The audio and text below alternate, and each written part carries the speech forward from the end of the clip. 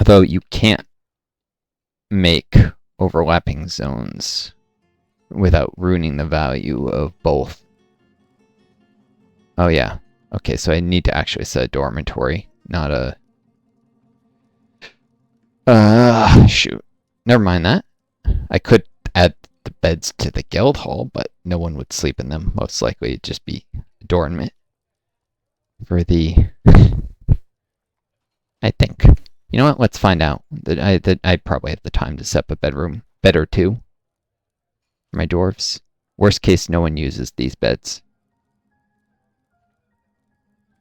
Ginkgo and cedar bed. Set up just a couple and see if anyone ever sleeps in them.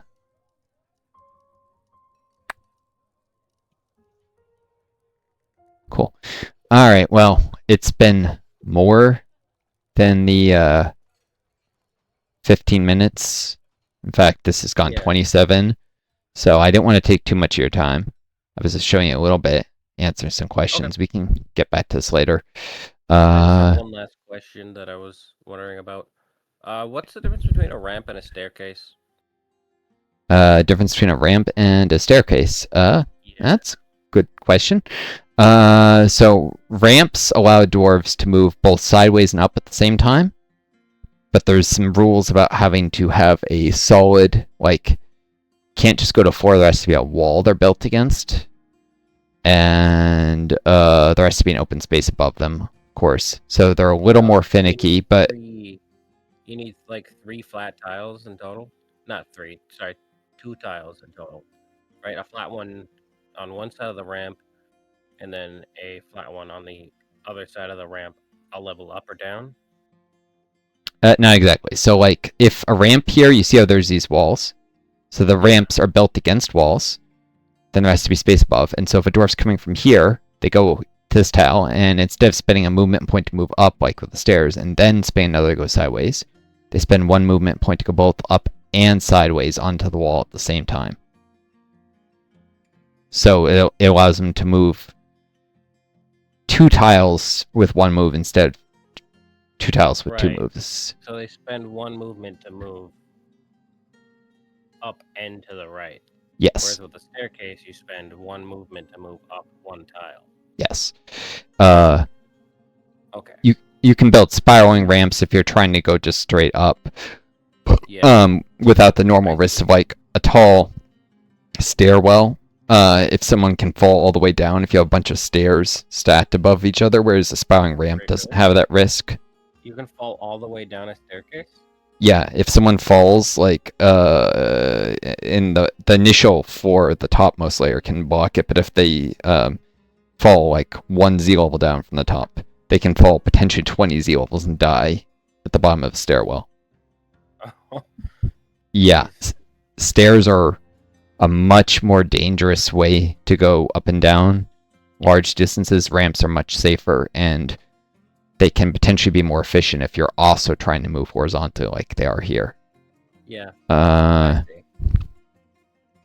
So how do you actually decide which part of the ramp is up and which is down? Like, is it just... Ramps can be used to move up and down. So a dwarf could go from here through this ramp down, or they could go back up via that ramp. No, I mean, sorry. Let's say you have a ramp that's adjacent to 3 walls. And oh, I see what you're saying. The ramp and go to any of those 3 walls, or only one? No, any of them, depending on which direction the dwarf decides they want to move. Yeah, it's usable any of those walls. I see. So any wall it's next to, the ramp will be slanted towards. Yes. Okay. I suppose the idea is that it's a fraction of the tile. It's actually several, like, smaller ramps all slanted in. Yeah,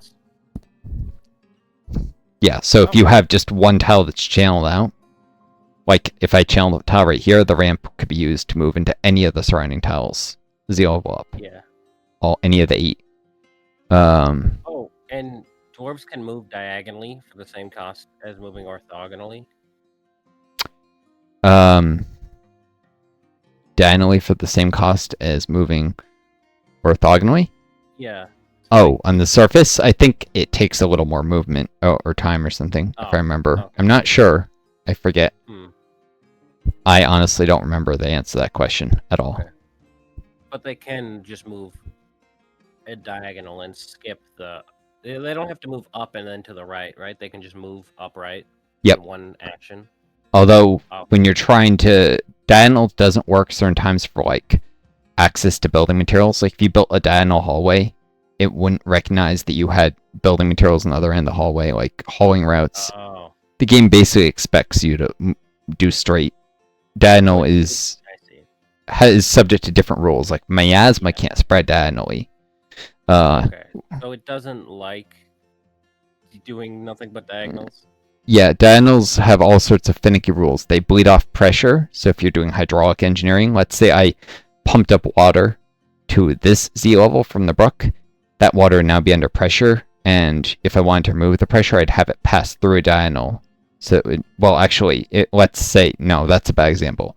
So, let's say the aquifer, if I pumped up to a reservoir here, so there's water in this level, and then I had to also channel out this, and I didn't want the water here to be under pressure, so that if I made a, underground tunnel over here, it wouldn't raise back up and spill onto the surface. I'd do a diagonal to bleed off the pressure, so that the pressure from the water a Z level above wouldn't pass through, if that makes sense.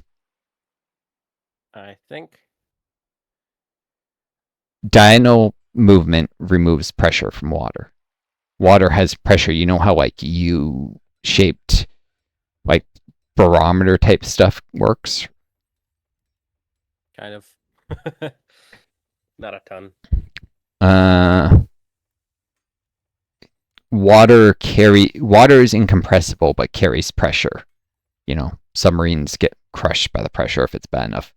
Like, the more water is on top of a layer of water, the greater pressure it's under. In Dwarf Fortress, you can remove that pressure through diagonal movement. Huh. It's magic. Dwarven hydraulic engineering magic. Does it need to specifically pass through like a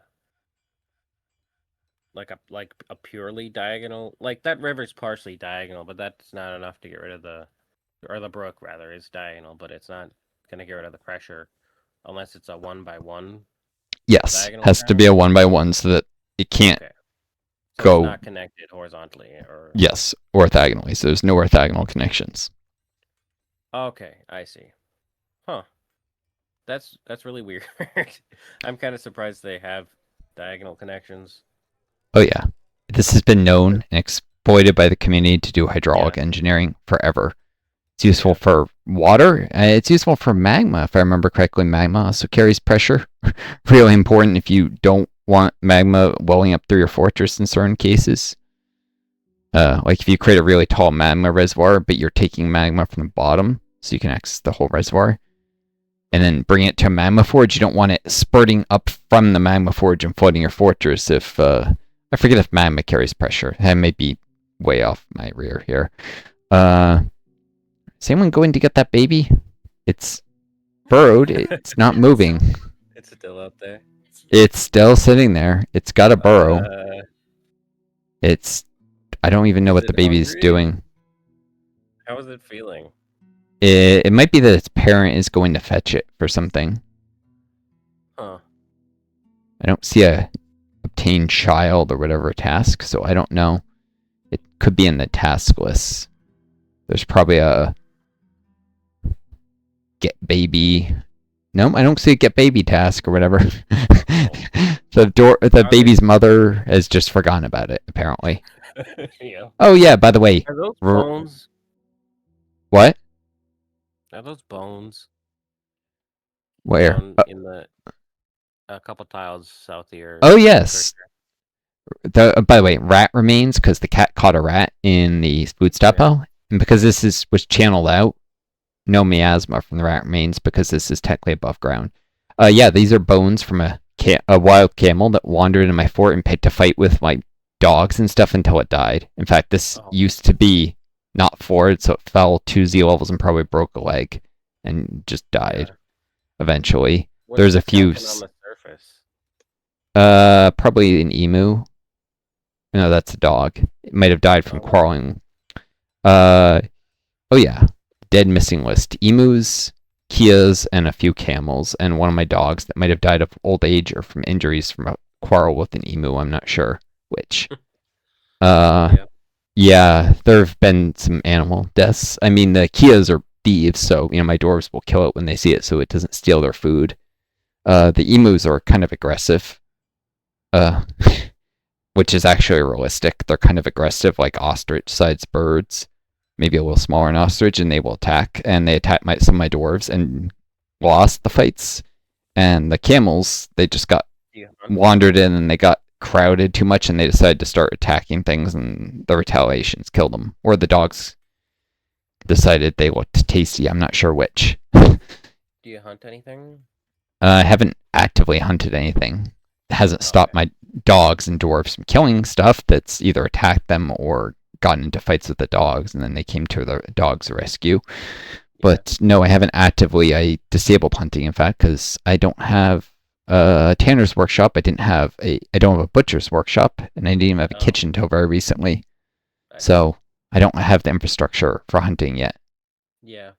In fact, these skeletons, I haven't even stockpiled them up near a bone carver's. What is this? A butcher's that use it to pull it apart into bones, and then a bone carver's to make bone bolts or armor. So I haven't made use of skeletons. Anyways, this is 38 minutes. This has been too long for you guys. I have borrowed you for too long. I'm gonna cut this video. Folks on YouTube, I wish you all the best. Take care of each other. Be kind yourselves. May always find a guiding star to lead you home. I hope these questions, this little tutorial episodes were useful to you. Adieu.